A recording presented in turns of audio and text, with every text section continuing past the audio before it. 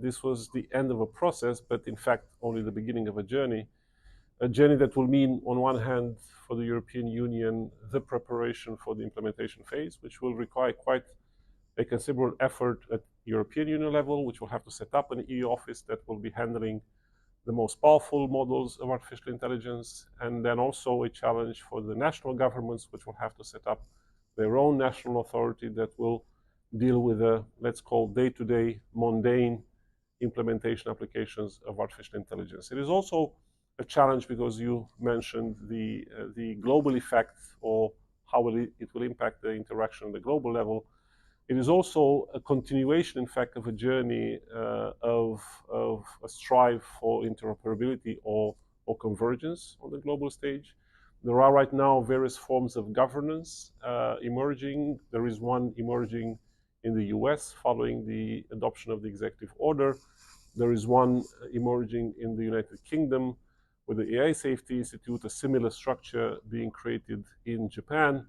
And now I think all of these emerging governances will have to strive to work together, to develop maybe common methodologies on how to evaluate systems, particularly since these models are the same, they apply the same in all of these markets, and also to look together at how they can reach out the scientific community, how they can reach out towards the industry, because again, not only the players are the same, but also I think the expectations and the objectives that these governances work with are the same. And also together, we will have to also prepare the broader conversation on the future evolution of artificial intelligence.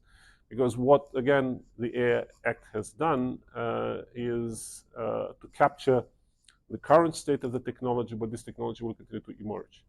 The Act itself is future-proof in the sense that it retains the capacity to adapt based on how the technology will adapt, but also in terms of governances, we'll have to retain that reserve to be continuing to talk to other jurisdictions around the world, particularly those that are like-minded, like the one here in the US, to make sure that we cater for those future evolutions of artificial intelligence. This particular mandate has done both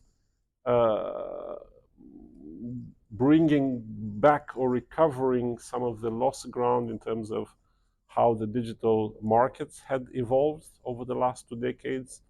And this mandate tried to bring retroactively some order into how the digital market and digital economy works. And I'm speaking specifically about the DMA and the DSA, looking at how the market is structured, but also looking at the responsibility for content that many of the digital platforms hold, and which for us as Europeans was important to settle, but also looking more into the future.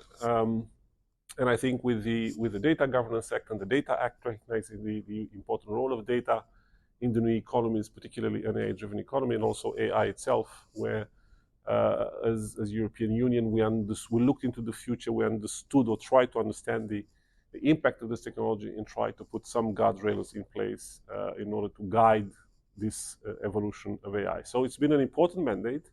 And now the next one is going to be just as important, because all of this body of law needs to land. It needs to be implemented, and it needs to be implemented at the same time in a coherent, harmonious way, in order for the subjects of the law, companies and citizens, to feel the benefits of this legislation and not the other way around. So an important mandate indeed in terms of setting the rules, and now a very important one ahead of us in implementing the rules.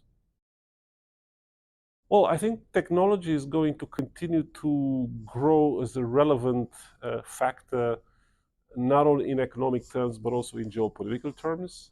We see that effect already in terms of how it sets let's say, the competition language between the different global actors out there.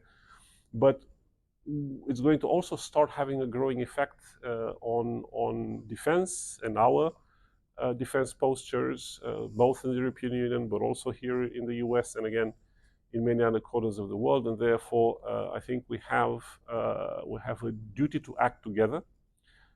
So I see the next mandate also as a mandate where we should try and look at the impact of technology, of emerging technologies on issues such as security and defense, and try and do this together. There's a challenge that comes also from, let's say, the political processes that we all go through. There are important elections happening in the European Union at EU level, but also in many national jurisdictions, national member states, very important elections here in the US, in many other democracies around the world, India, and so on and so forth. So it's going to be a political electoral year that will also set the course for the next, let's say, political cycle, where we have a risk of jurisdictions becoming more withdrawn, more isolationist, or not. It's an important political choice that will be made.